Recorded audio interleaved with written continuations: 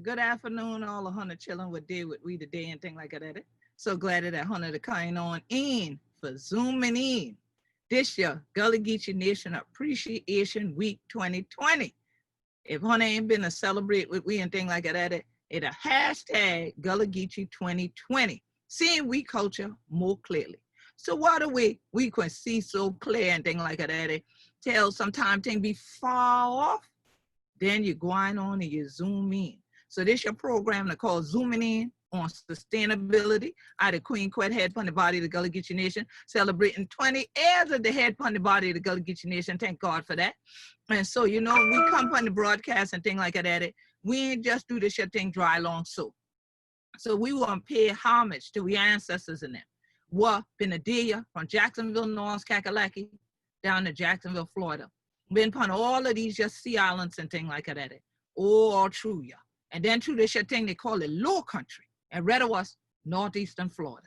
So Hunter would have yet about the coastal empire. Hunter would have yet about all the golden isles. Hunter would have yet about all these different names and things like that. But it all did for this just same list. So today, I want take some time for we take a moment of silence for we ancestors that we did in the same place, in the same space, when they've been to say, to her, a nation in a nation. But they've been to call them black gold, black cargo. And been to call them people and things like that.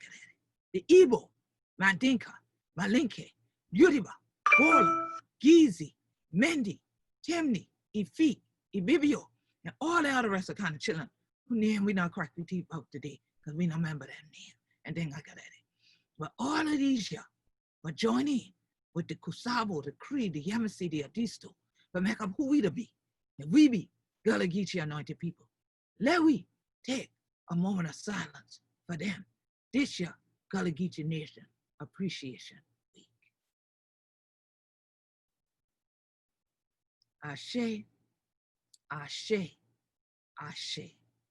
I'm so glad that Hunter taught him not robbery for joining me right here today and things like that. For we crack we teeth for who we be down here. So this year episode that we 10th one, okay? For 2020, you know you got to double up on that. All right then. But we 10th one, I even want to make sure we crack we teeth with some people y'all yetting me to talk about, but y'all don't get to see all of them. Rather was yetting them.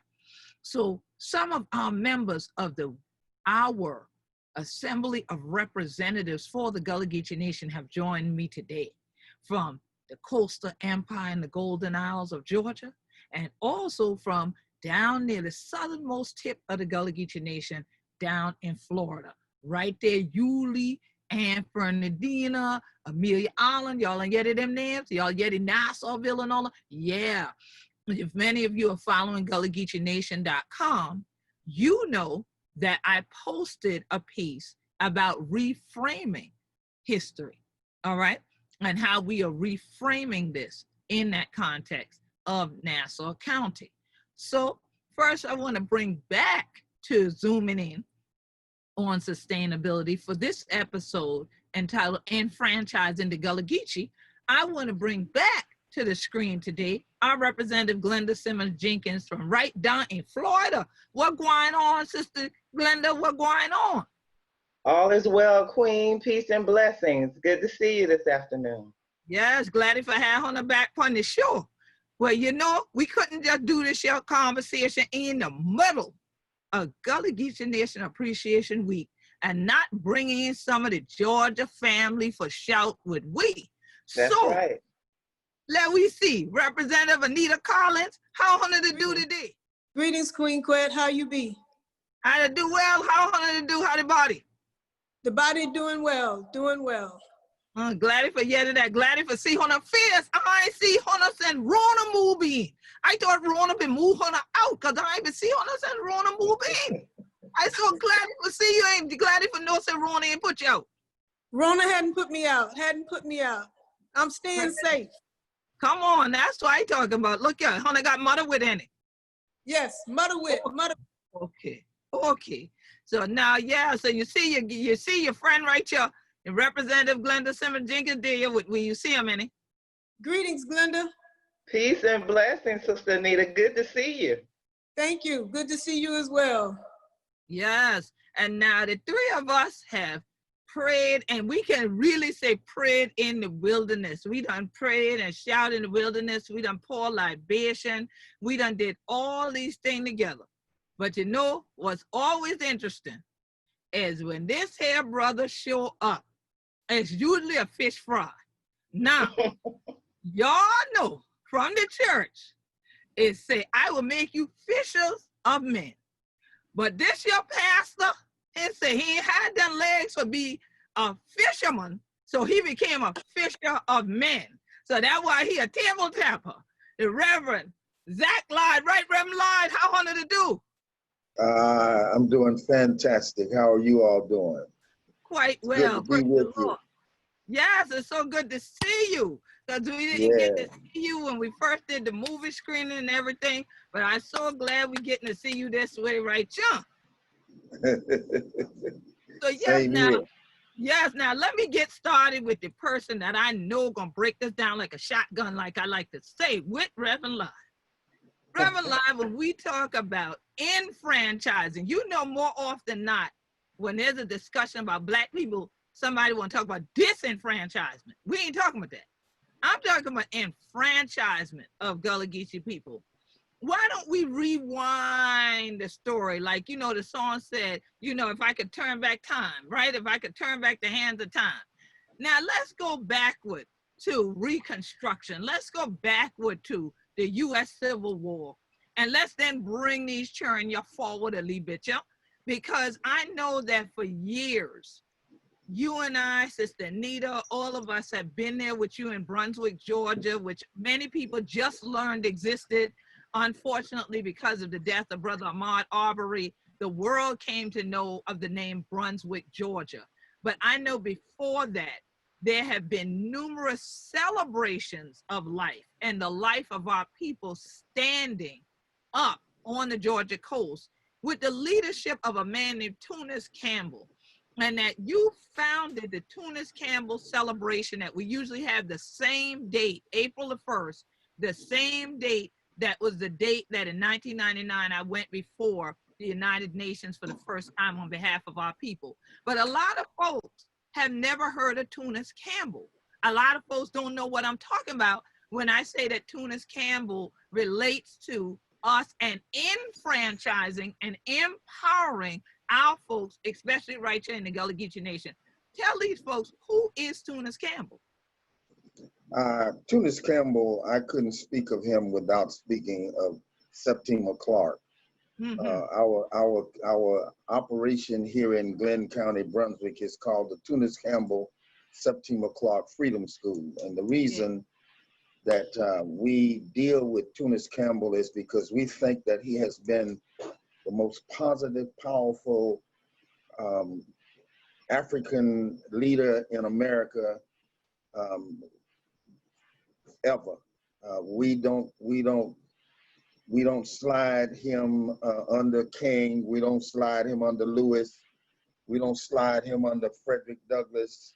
We don't slide him under anybody. We make him what he really is. The Tunis Campbell that everybody should know came from a place called Middlebrook, New Jersey. He was a free man. He worked for the Freedmen's Bureau out of Port Royal, South Carolina, and they made him superintendent over all 5 of the out islands. And he did something that most people is unheard of. He started a country on St. Catherine's Island, which is off the coast of Liberty County. And he started that country with a 400-man army. He had a Senate over there, House of Representatives. He had a Justice Department. He had, he was the governor or the leader, and the law was no buckra could set foot on St. Catherine's. A lot of people don't know what buckra is. That meant no Europeans. He understood the damage, the danger in having walking out of slavery and then walking back into it, having the master who just brutalized you being part of your liberation. So he made sure that what happened is that there would be no buckras on St. Catherine's. Right. The problem that he had is the same one that we got now. Everybody wants to do what they call social integration. What a horrible thing. What a horrible event. That social integration was so meaningful that what the country decided to do was to evict him off of St. Catherine's, him and his people. So he bought some property in McIntosh County. Not far down the road. They went into McIntosh County. He became Justice of the Peace, and he ended up being a state senator doing Reconstruction, and they brutalized him and his family. And they brutalized him simply because he was a man that just wouldn't, as we would say, would take no shorts.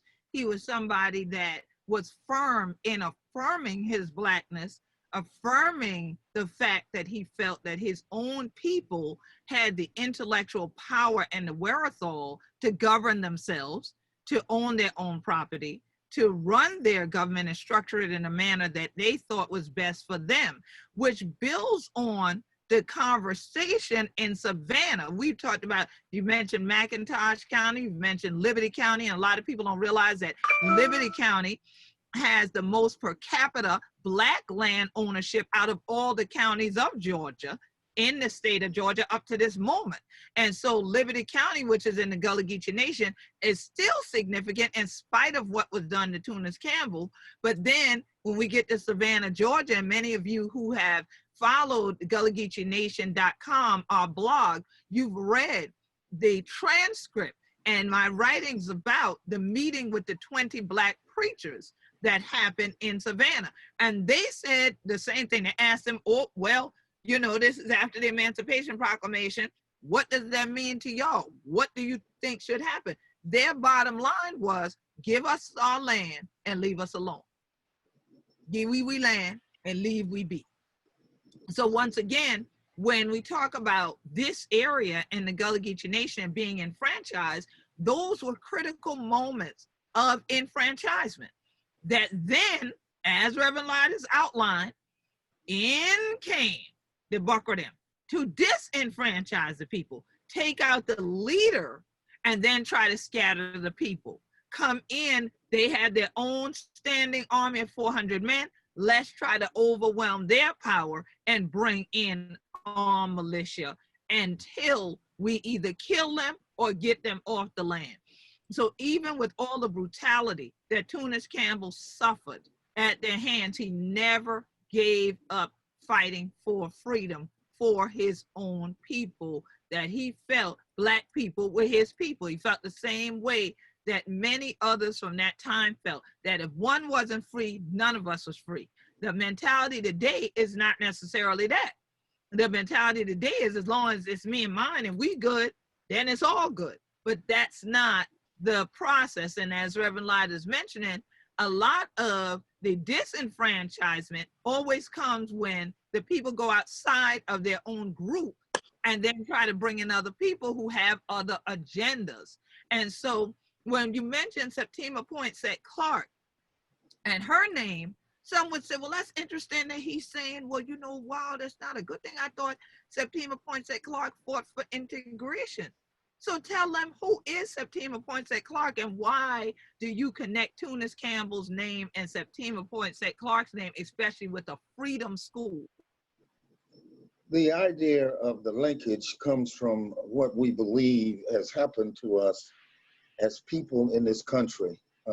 We've always had, as Tunis Campbell was betrayed by his stepson, who he had commissioned to be the Superior Court clerk. When terror comes into the lives of people, terror seems to bring about a major difference in how people have a tendency to stand up and stand out.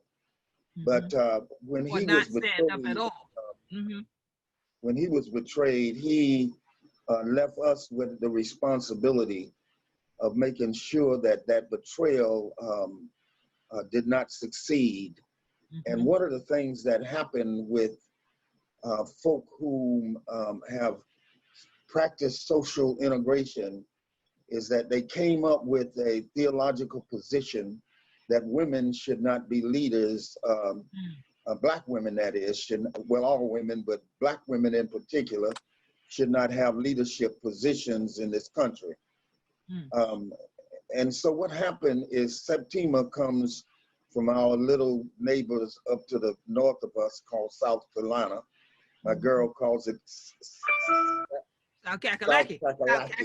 Yes, I wish that I could reverse my my movement and go back to the language, right? But what happened is Septima taught her people on St. John's Island, and she decided to become a teacher of serious renown. She ended up going to Atlanta University, coming back to South Carolina, working in the public school system in Charleston, and she had a membership in the NAACP.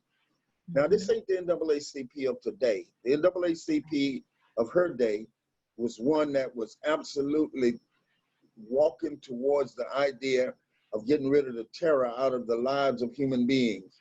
So what they did was threaten Septima with the idea that if she did not give up her membership in the NAACP, they would fire her. Right. Most people are humbled by the notion of being fired. Nobody knows that any better than Rump. Rump right now talks about firing everybody except himself. But what happens is when somebody mentions that they're gonna lose their job, then most people lose their nerve. Septima didn't. She did had the same kind of character as Tunis Campbell. And so they fired her, and she ended up being the lead teacher in a place called Highlander out of Tennessee. They labeled Highlander because it was an operation where Europeans and Africans worked together for the purpose of bringing about real freedom in this country, with Black folk being the major leaders of it. So what the Europeans did is they labeled Highlander a communist operation. They shut Highlander down. They gave the money to SCLC. SCLC brought on Septima Clark as their lead teacher. She ended up being a teacher in Dorchester, at Dorchester Academy in Liberty County, which was west of where Tunis Campbell had actually set up that nation on St. Catherine's. Outstanding, outstanding. And many people have seen our postings on our GullahGeechee Nation Facebook fan page in honor of Mama Seppi, Septima Poinsett Clark. And you've seen images when we fought for the Angel Oak on Johns Island in Charleston County, South Carolina, where she lived, where she taught, where she helped people to sign up to vote. She did all of these things. She sat beneath that tree, and there's a beautiful image of her there educating the children beneath that tree. And, you know, it's such a powerful thing, because even talking about Dorchester Academy, the first festival that I ever was a part of in coastal Georgia was at Dorchester Academy. And it was unfortunate that that festival wasn't able to live on and continue to do things beyond that point. But we did manage out of that festival to get that school restored so that it could be a museum today, so that people could go and learn more about the stories that came from there and the educational process that went on there. So Sister Anita, I know that you have been an educator for a few decades now. And so compare what it is that you think that the young people of the day need to be doing now in terms of social justice, and how you participate in educating them, because I know you're usually there every year as well with Reverend Lyde in Brunswick, when our sister comes out of Savannah with her youth from Harambe House, and they come down and they're being educated about social justice and human rights. And these are the kind of things that shifted from the civil rights era, and that there are women leaders like Septima Poinsett Clark, and she helped develop so many more. And you being a person in the classroom, in the school districts, as well as a person teaching Neath these oak tree and things like that, and in the road or anywhere else that you need to, tell us, what do you think is important right now in the era we are in now to teach about social justice, and what ways Black children, Black younger people need to be educated right now? The most important thing from my perspective is that young individuals, young Black children, know that they have value. Let young children know, young Black children know that they have a voice. And in doing so, as an educator, my function is to empower them with the reality that they matter. And that's crucial. So once they have a sense of awareness about themselves, even though they've been, in many, many respects, even though they've been kicked around and devalued in so many respects within the whole public educational process, it's crucial that we in our community lift them up, that we listen to them, that we ask them questions, and that we exchange with them ideas and help them, maybe if they are struggling with a thought, help them by asking questions to flesh out their thoughts, because they have ideas, they want to be involved, they want to be engaged, and we must encourage that and help them to recognize that. We can still hear you. Go ahead. Okay, and help them to recognize that they have to be involved in their communities, and that they must learn now at an early age to be able to give back to their communities. So I know when I was growing up, there was always this comment that children have a place. Well, yes, children do have a place, but we also, in recognizing that children have a place, we must also enable them to sit at the table. I always sat at the table with adults. I didn't have a child's table. I was at the table, and that's where our children have to be, at the table, engaged and motivated to be willing to fight. To fight how they can best fight. And I'm not necessarily talking about fighting with fists. I'm talking about fighting with their intellect, fighting with their skills, fighting with their energy, their athleticism, just being willing to put forth all that is within them to demand a better system, to demand that it's enough with us being at the bottom of the barrel. It's enough. Right. I agree 100%. Now, I think it's something critical I want you to clarify, though, because just like you, I was always that person that the grown folks let sit at the table.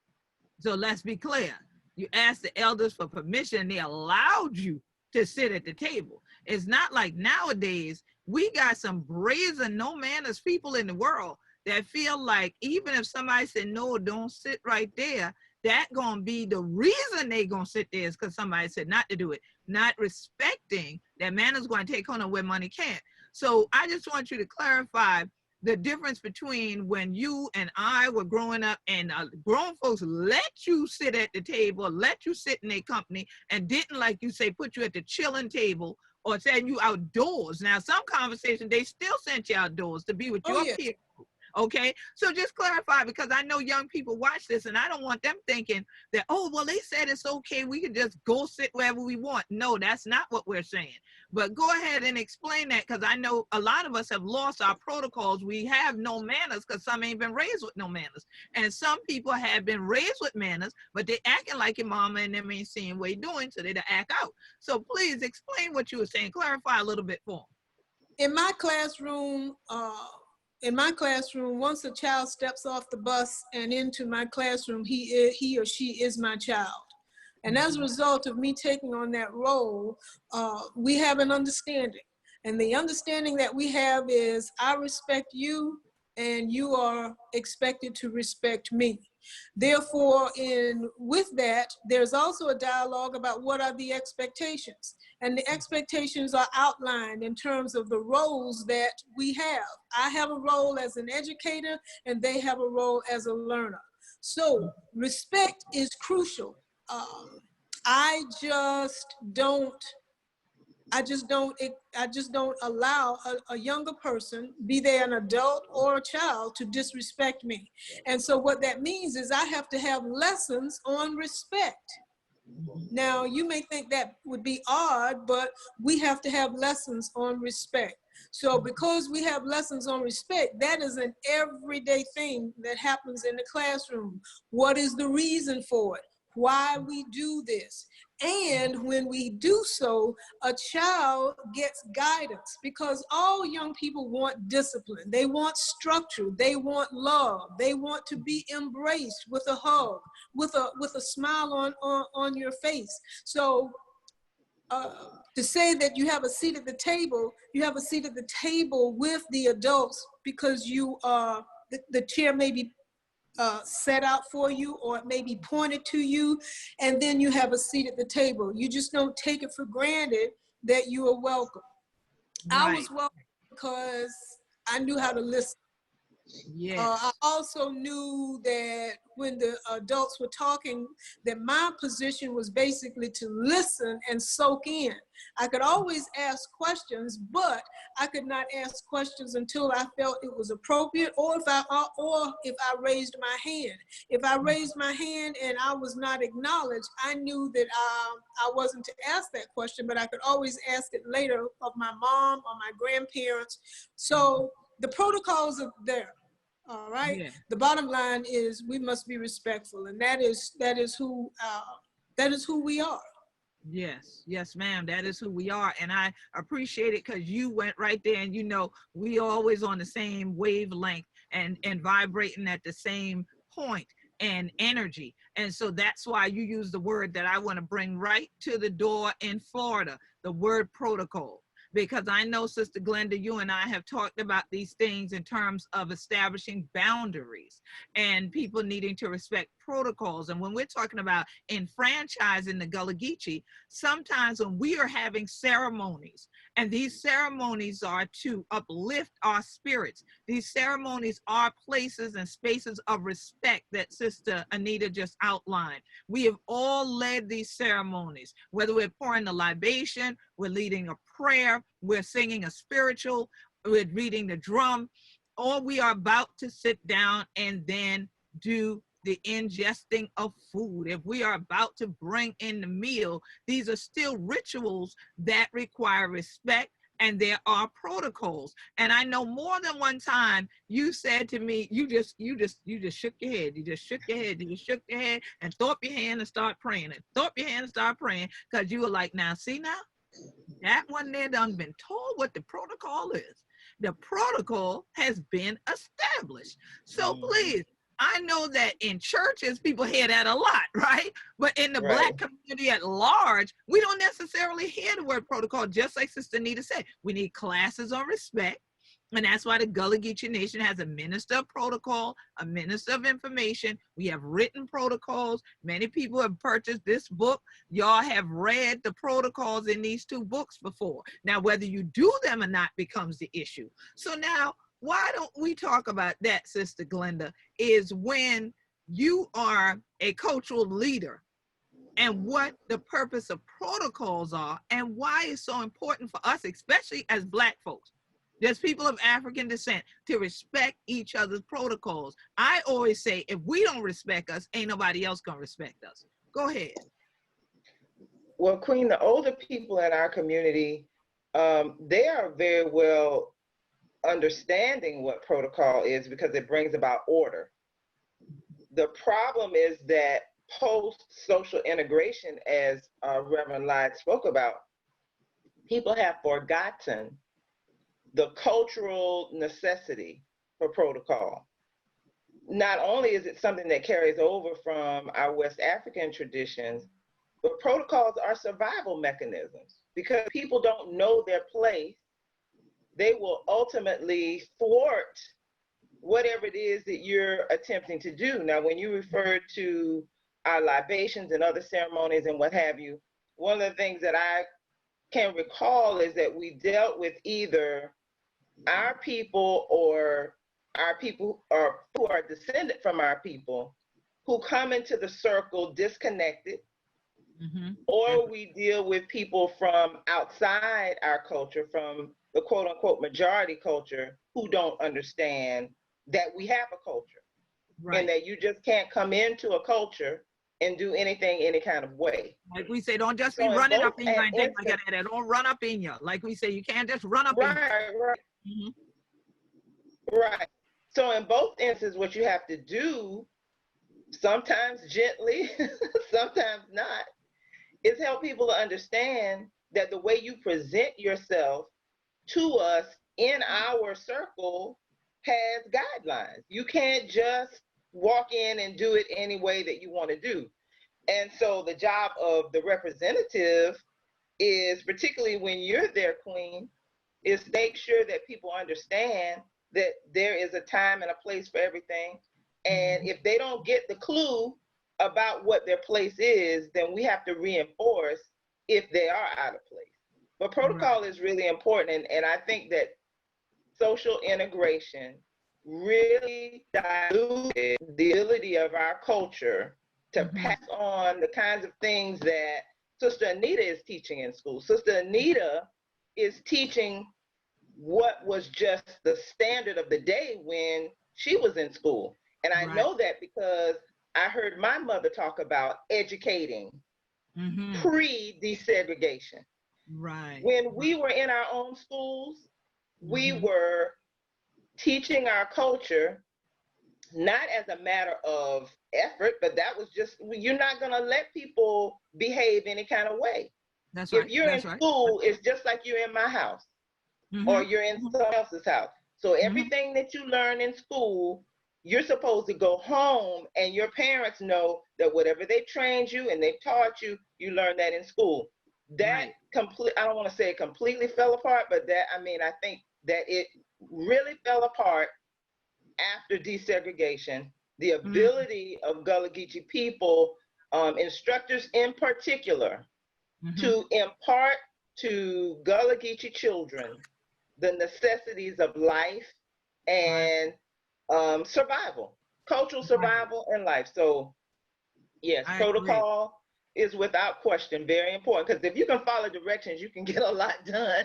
There you go. You're right. You're right. And that's a perfect note to bring up, because we talk about getting a lot done. A lot was done for our people and with our people when we did have respect for one another, when we did follow protocols, when we did have respect and manners, because when you needed something, I knew to come bring that for you. If I needed something, you knew to come bring it for me. All somebody had to do was say, oh, so-and-so doing this. If we building the house or we cleaning the yard, somebody churn outside acting up, we grab up them churn, get them churn straight, keep an eye on them, tell him mama, daddy, come, whatever. We took care of one another before we started other people's culture, Western traditions and Anglo traditions, infusing into ours. And so one of the things that also happened when you talk about the desegregation, when we talk about integration, whichever term people want to use, we then devalued our own stuff and wanted somebody else's stuff. The Buckra man ice be called and all them fool stuff.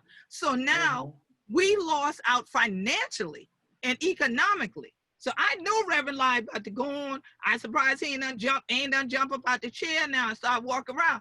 Reverend Lyde, I know that one of the first things we ever did when we went and we did our ceremony for Igbo landing, and a lot of people think Igbo landing is some mythological place. It's not real. It's a children's story, or it's this foolishness and this fictional movie that y'all keep watching and trying to act like that's the truth about our culture in totality when it's a fictional movie.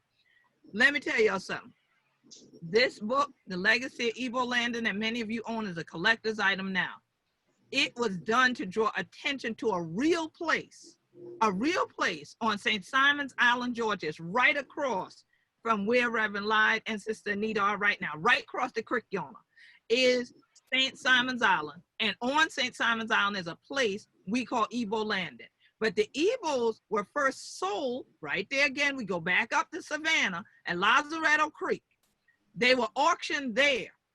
Then they were shipped down, one might say. They took the creek down till they got there. They went to unload them off there because they were called cargo, black gold, to unload off that richness.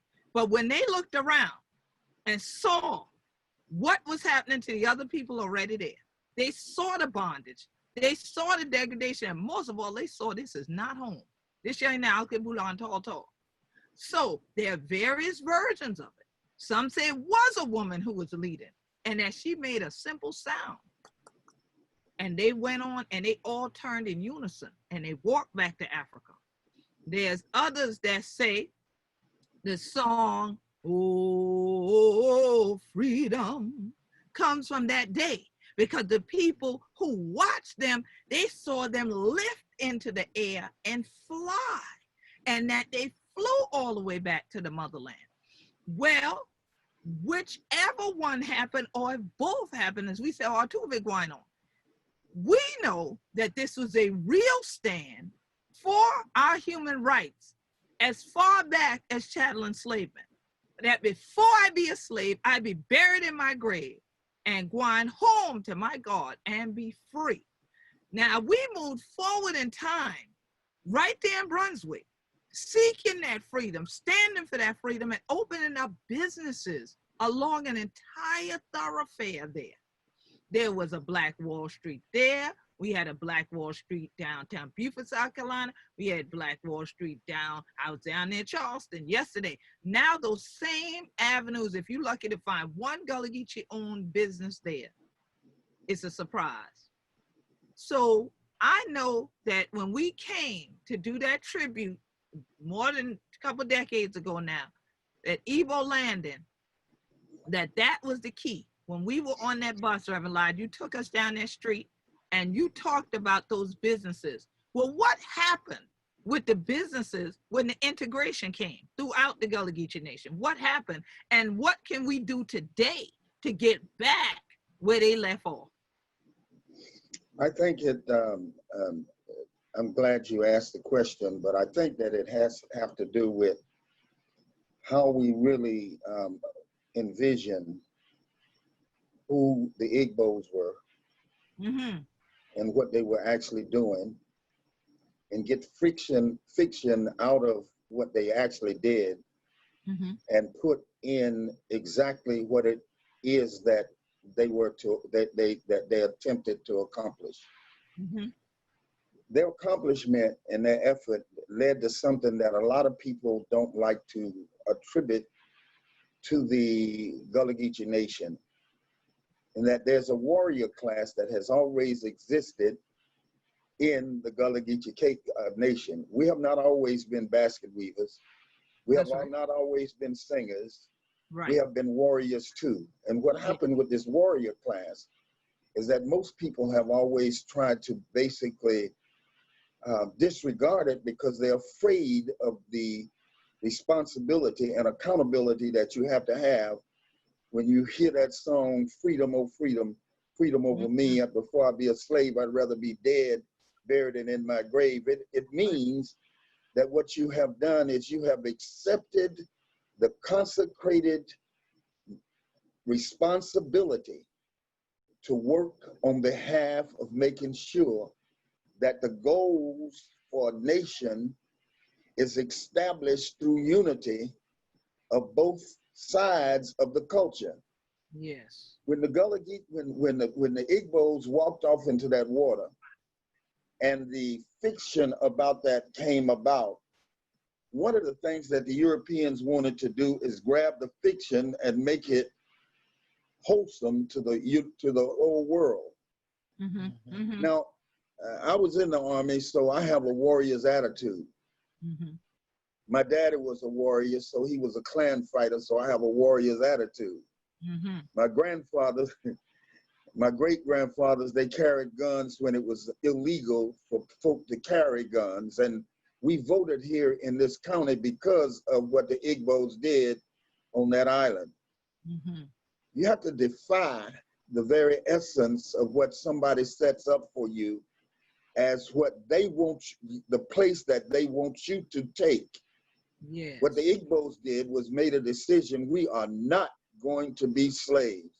Right. When I was in the Army, one of the things that they did was they came up with a thing they call military code of conduct. And the reason they did that is because of cowardice.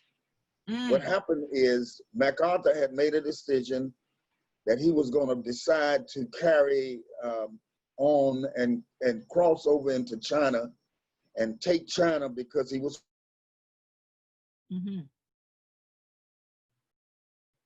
Lied, you froze. Signal froze right there.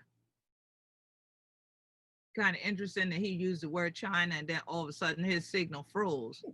But hopefully, you know, right now, at a time such as this, he done said rump and he done used China. Now they done froze his signal. I ain't shocked because you know they said military code of conduct. There you go. Yeah, once them words all together go, you know they be watching us and listening as it is. So he done did all 3 trigger words, and they were like, "Oh, we gonna stop him from talking right now." Well, hopefully Reverend Light will come on back because I think we got where he's going with it. And so, Sister Anita, let's pick up on where Reverend Light was just leaving off at, where when he talks about, you know, people setting up a place for you, but you deciding, Daddy, I ain't got to go in that place. Just because you set it up don't mean I got to go there. I ain't got to stay there. And I know that our own people in your area, right there in your town, set up a place for We for Truth, which was Selden Park, where we marched and we fought for that institution. And I know we've mentioned here today already Dorchester Academy, we've mentioned Evo Landing, we've mentioned the township of Tunis Campbell. I didn't want to leave out today without people understanding having places and spaces of our own and how vital that is to maintaining who we be.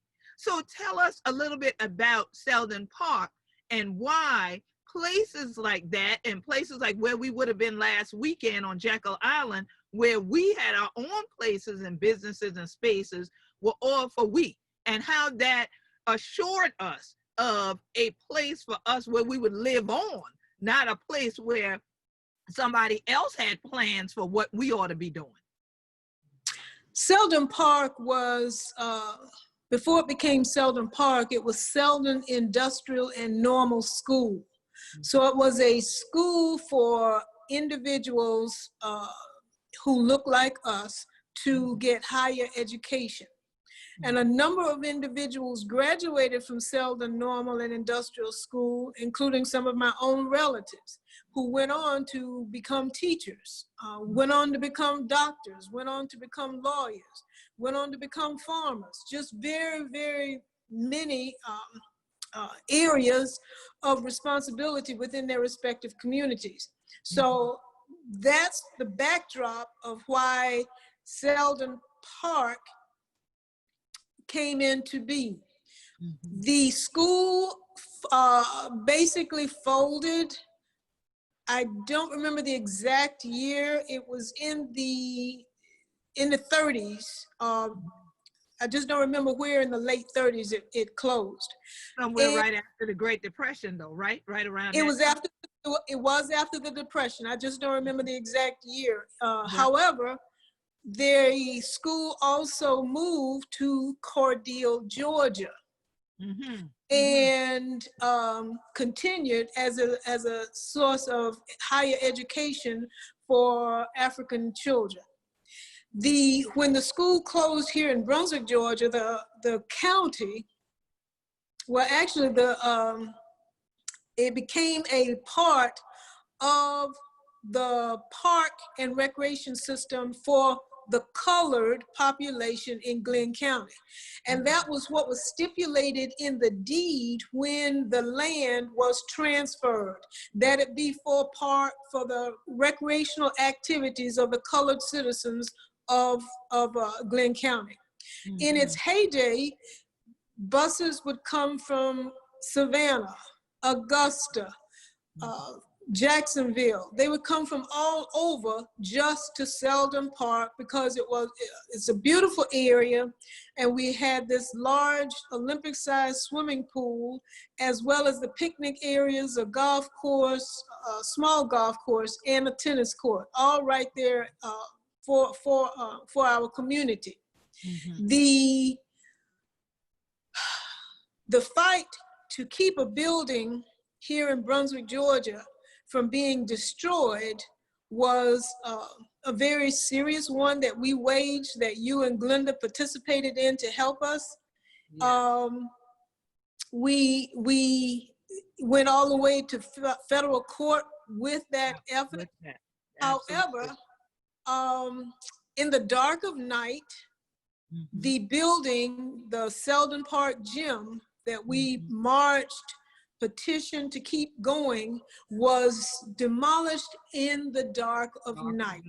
Yep. And they started at the very rear of the building, so if you were to drive up, you would see the building back, or so it appeared. Yeah. But if you drove around to the back, then you would see where they've already demolished half of the building. Right. We lost that building. There was supposed to be another structure on that site. That has not happened, as you full well know. Promises, and that's what they, okay? Right. The place on Jekyll Island that we had during the segregation period here was called the Dolphin Motel, and there was also a Dolphin Club where performers who were on the so-called let me back up. The Chitlin Circuit, there were entertainers who performed there at Selden Park as well. Yeah. I was too young to partake of that experience, but there were so many noted entertainers of the day. Duke Ellington, Jackie Wilson, of course, James Brown, and the list goes on, okay? For our recreation on Jekyll Island, we also had buses to come to Jekyll Island to St. Andrews Sound Beach. And that is the very southernmost picnic area and beach on Jekyll Island. Yeah. It was designated just for Africans for their entertainment.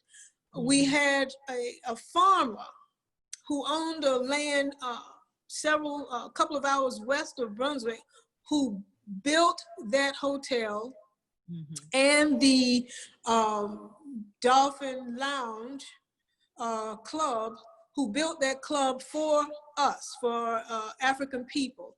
He bought that property, built that property up because you lease the land from the state of Georgia.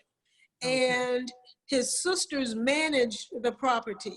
He had 2 sisters to manage that property. And the motel, I mean, it was well frequented because it was a motel. We didn't have too many places where there were motels that we could frequent.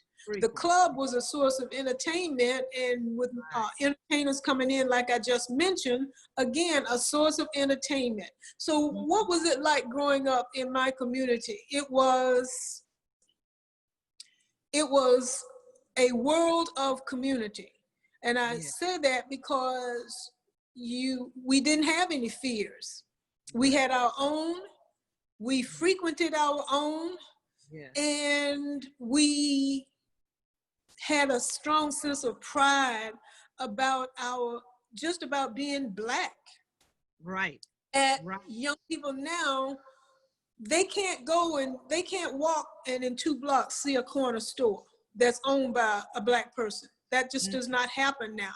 So when the desire, a plan to integrate, which was also a plan to eliminate our economic power in the Black community, when that was implemented, our stores, our shoe shops, our newsstands,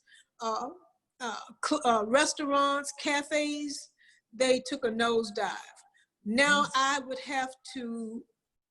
can count on one hand how many Black restaurants we have here in this community, which is where we are at this point in time.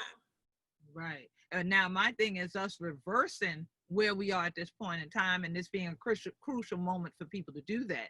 And I know, Sister Glenda, you and I have been down there at American Beach, and many of the townships y'all will hear us talk about even in this program. I've written about all the incorporated townships of the Gullah Geechee Nation in this book. Y'all can go to GullahGeechee.biz, GullahGeechee.biz, and order this book. You can also order the We Be Gullah Geechee anthology, because we're talking about cultural capital and we're talking about community unity. You've heard that word over and over again. And so when we are unified, we're able to accomplish these things, and then we're also able to sustain these things. As Sister Anita is saying, we frequented our own places. And even during the time where we were transitioning from out of segregation into desegregation, into integration, we still, those of us who are conscious, didn't now say, well, just because the other people places open to us, we're going to just never go to one of our places. No, you still frequented our own places. You still shopped with one another. You still partied with one another. You still went to each other's farms. And now is a time that we can reverse all of what was done during the 50s, the 60s, the integration movement, the civil rights movement. You still want beyond civil rights. You want human rights, but you also need the economic empowerment to be able to sustain those rights. Because even when I'm going to the United Nations to fight on behalf of our people, they don't let me on the plane for free. They don't let me on no bus or train for free. They still have to have an economic component. And more often than not, we as Black people want to, negotiate. We want to haggle prices, but we go in other people's store and just pay whatever it says. We go on their website and buy whatever it is for whatever the price is. You might complain, oh, it's high, but you go and pay. But with us, oh, that's too high. I don't support no Black business. We have to reverse that. And now is the time to do it. We can't say to other people that you are economically oppressing us and then turn around and economically oppress each other. We have to work together to be unified in sustaining our communities. And the way we do that is economically. And Sister Glenda, I know that one of the places that serves it as a very good parallel example to the Jekyll Island businesses that Sister Anita just talked about, and the things that I mentioned with Reverend Lyde that existed in Brunswick before, was American Beach, down where you are. And we know the same entertainers would work the same circuit. They'd leave from up here where I am, leave out of Charleston, come down through our area and St. Helena and do places, and come on down and end up down in Georgia and end up down there to American Beach. Could you tell folks a little bit about American Beach and tell them now about the story map that we just released about Nassau County? Because something that was critical, as Sister Anita mentioned also, is having the deed to things, and how that happened in terms of land and what you are mapping out the story to, so that this generation can do, as we always say, Sankofa, go back and fetch it. If one ain't know where one did from, one ain't going to know where one going. So we can't hold them accountable for what they don't know, but now we're resourcing the knowledge so that they do know. So tell them a little bit about why work on that project and how, and what they got to do with American Beach as well. Well, the Story Map project was really intended to be something that would tell Gullah Geechee history and culture in Nassau County from our perspective. A lot of what you see in writing and in other mediums is from the perspective of the persons who have researched us and who have collected information from us, but it's not through our eyes, through our voices. And so the significance of the story map was to essentially tell our narrative and through our own voices and our own perspective. And it was also to make a physical plot, maps of various places of significance, be it our communities in relationship to our churches and our churches in relationship to other points of interest. One of those places being American Beach. American Beach, as many people know, was founded in 1935 by the Afro-American Life Insurance Company, which was based out of Jacksonville, Florida. The insurance company was headed by Abraham Lincoln Lewis, who became known as the wealthiest or the first Black millionaire. And definitely his company was the first insurance company, along with his co-board members in Florida. So one of the significant places that we remember is Evans Rendezvous, which was eventually purchased by a land trust company that deeded it to Nassau County. It has been renovated and is awaiting essentially more funding and plans to expand it so that it can become a cultural center, which is held by the public. It's not privately owned.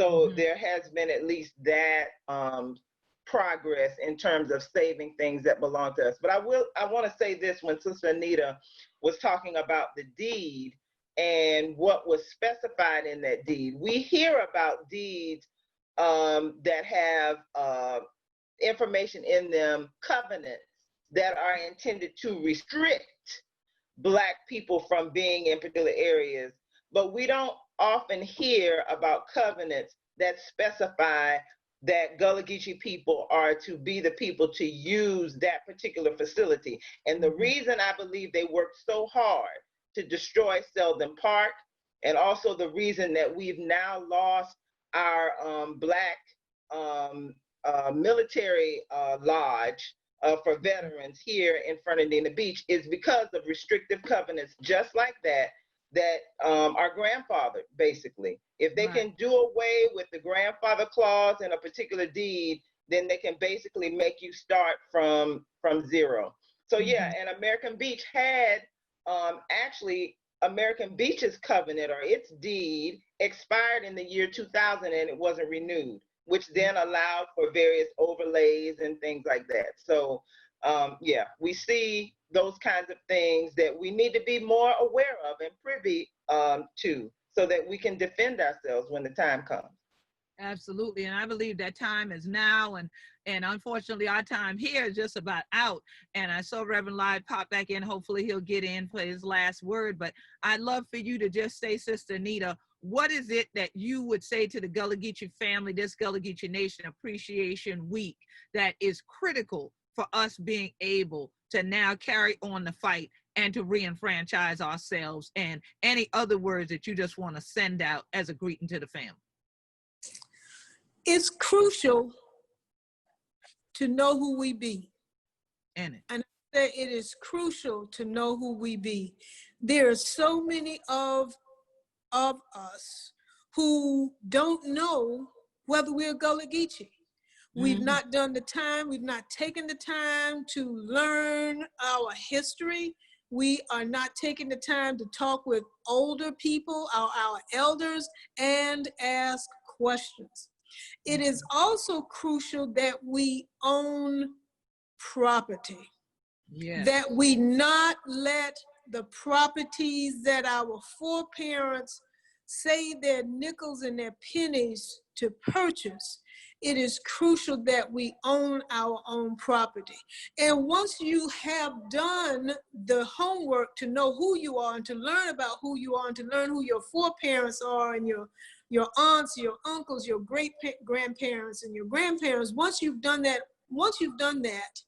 and you see the relationship with them and owning property, it should empower you to want to not only to know more, but to be more, do more, and lift up our communities. We would not have the GullahGeechee Charter, as was signed into law by George Bush. We would not have that were it not for the GullahGeechee Nation and the work that the GullahGeechee Nation under the leadership of Queen Quet has done. And I tell people that all the time. Study your history. Don't just accept what somebody has given you. Look into it. We are doing our research. More and more of us are doing our research, but there's still a lot more to be done. And I'm just thankful and proud to be GullahGeechee. I'm thankful and proud to be of African descent. That's where I stand, and I thank you for inviting me to participate in this sustainability Zoom session. Oh, thank you, ma'am. Sister Glenda, any final words for the family, especially on what you feel we need going forward? Go ahead. I just want to pick up on Reverend Lyde's point about a warrior spirit. This is a time where we are being positioned to take a stand. And this is the moment where we have to stand fast. Yes. And I'm speaking to myself in this regard because I find myself in the midst of challenges with regard to being able to follow the leadership of our ancestors and those who have sacrificed, as Sister Anita mentioned. There was a reason they did what they did. And when I listen to various people talking about being homeless during this pandemic, talking about having difficulty paying their mortgage, I give thanks to God every day. Hallelujah. For my grandparents. Hallelujah. Who left something to my mother. And because they left it to my mother and her siblings, I can open the door and put my head on the pillow and not be concerned about being out of doors. This is critical. Today we are seeing the reason our grandparents and our great-grandparents and our great-great-grandparents worked so hard. So be warriors. Let us stand in the tradition of our ancestors, and let us continue to fight for justice, because without justice, as I heard someone say, there is no peace. That's right. There'll be no peace. And y'all know peace is my favorite word. So definitely we want peace to come. So that's why I fight for justice every day. I decided I would wear this today because many of you who are watching this program, you sat back and watched me in Washington, D.C. You saw when I wore this, you saw me on And Now This. And I was at that time talking about sustainability of our oceans. I'm a Sea Island person. How would I not want to sustain the water? The water to who we be, the land that we, the water in the land that we, the water that we bloodline, the land that we family and things like that. So when we talk about this, we ain't just a city shall take dry long so and things like that. Rid of us for just for have utterance of people yet him. No, we are saying this because it needs to be said. Too many of us have lost land for pennies, and then you upset because you find out that later somebody has $1 million home or multi-million-dollar business operating on that land that you lost for pennies. It is time to take a stand for Gullah Geechee land. It is time to reclaim your land. It's time to come back to the land and to work the land and to learn how to work these your water and things like that at these crucial. But the only way we can do that is if we make sure that the land is sustainable and healthy. The air is healthy. The waterways are sustained and healthy. All of this, the one thing for we, just like who we be, the one thing for we. There ain't no Geechee over here and Gullahs over there. We be Gullah Geechee. We be Gullah Geechee. Ain't no salt water and no fresh water. We be Gullah Geechee. We are one. We cannot allow anybody else to come in and disenfranchise us, disrupt us, and separate us. Reverend Lyde, please tell the people your final words in celebration of Gullah Geechee Nation Appreciation Week. Any final greetings to them and what you want the family to have today, sir. I am, first of all, I'm honored to be on. And second, what I would love for us to do is to we have recognized some things in the Gullah Geechee Nation that is extremely important to us. That is that he who controls the media controls the mind, and he who controls the mind controls the movement.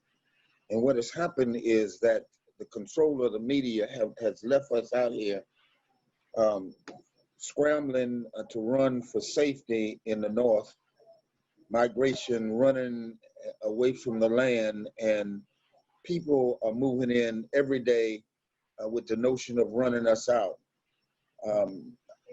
So I would love for us to have a serious conference, which we embarking on right now, in terms of a media operation we started called Ma'afa Stream News. And we are connecting with a lot of people. And on August the 29th at a place called Lincoln County, Georgia, we are going to meet for the purpose of restarting or rebooting the work that Tunis Campbell and the Gullah Geechee started, those 20 ministers started where Lincoln absolutely made a mess of, so that we can do what you're talking about, Queen. There's a gentleman that I want you to meet, several of them, but one in particular is talking about taking this land issue to The Hague. And I think that is a starting point, but I do believe that until we come back together and understand the value of land and what it can do here in our communities with our babies, we will still be losing land to heirs and etc. So I just hope that what we can do is have a conference around this, a Congress. Yes, and we will. And many of you have joined in with us last weekend in the telethon, our GullahGeechee Taking a Stand for Land telethon that aired. Fortunately, it was a blessing, but and even while we've been on the air, I've been hearing the bag shake. People have been making donations because we asked you to continue to watch that program and to share it, to post it, to retweet it, all this GullahGeechee Nation Appreciation Week.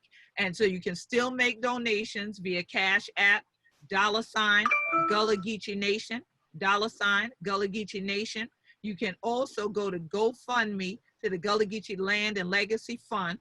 And as Reverend Lyde knows, we have the Black Folks Land Legacy Conference. So we will just find a way to adapt it to this platform, and we'll be able to have yet another one of our conferences talking about the land issue and taking it beyond the United Nations and beyond the state governments and beyond just the federal points that Sister Anita made with the law we have here, and taking it to The Hague or anywhere else that we need to. But first, we're taking it to you, because there's no need to talk about all that, like Reverend Lyde is saying, if we don't come together.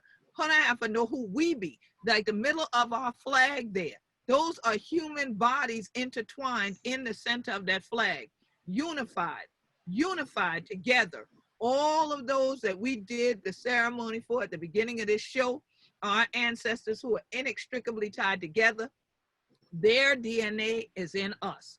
That warrior DNA is in us. That blood of the Denmark VC and the Gullah Jack and the Cato and the Angolan men and them 20 preachers and all of them is in us. That who we be. September Point said, Clark, that who we be. You understand? East-Sergeant, that who we be. We have that warrior energy at this moment in this time, or we wouldn't be here. We wouldn't be here if we didn't. That Igbo energy is still in us. If we didn't have that Angolan firepower, that blacksmith power, we wouldn't be here at this hour. We be GullahGeechee anointed people. They called us Black Gold, and we have to recognize our richness, the richness that we have within us, the richness we have here, the richness of our spirits, and all that we can create when we stand and work this land and work this water. So let's continue to do that together. We appreciate all of you. Continue to follow at GullahGeechee on Twitter and Instagram. Continue to follow GullahGeecheeNation.com. And again, GullahGeechee.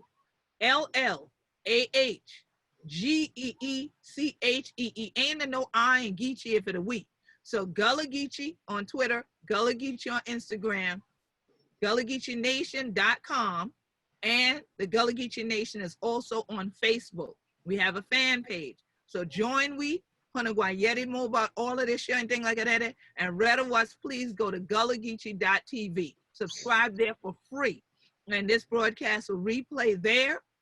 You can also go ahead and find the Taking a Stand for GullahGeechee Land, hashtag GullahGeechee 2020 Telethon. Please watch it. Please share it. We've done other episodes here about land and the re-enfranchisement or the enfranchisement, because you don't re-enfranchise if you weren't enfranchised. So the enfranchisement and then the re-enfranchisement of our communities as people that are the indigenous people of this land and who are the African people of this land, and us continuing to take a stand. And so thank you for we ancestors. Thank you for we counselor elders and the day all we assembly of representatives, just a few of them. Y'all bless up my spirit, y'all. I so glad if I had this your chance for celebrate with the Right Reverend Lloyd, with Representative Anita Collins, with Sister Glenda and things like that. All this been a bless up GullahGeechee Nation Appreciation Week for we. Now, one more surprise on the children. If y'all ain't already following the Gullah Geechee Nation Facebook fan page, go over there. You'll see a cartoon version of me. All right. And what am I talking about? Wine in the field with the horse, the religious horse. So I know the pastor appreciate that one. A religious horse. All right. So that, and the missionaries, that y'all appreciate that one. But y'all go to that page and y'all will see that that cartoon version of the Queen was released today. And that was another surprise and a gift for this celebration of the Gullah Geechee Nation's 20th anniversary, and my 20th anniversary as Queen. And we're going to have many, many more decades to come as we continue to hold Panisha land and go back to enfranchising our community, because that's who we be.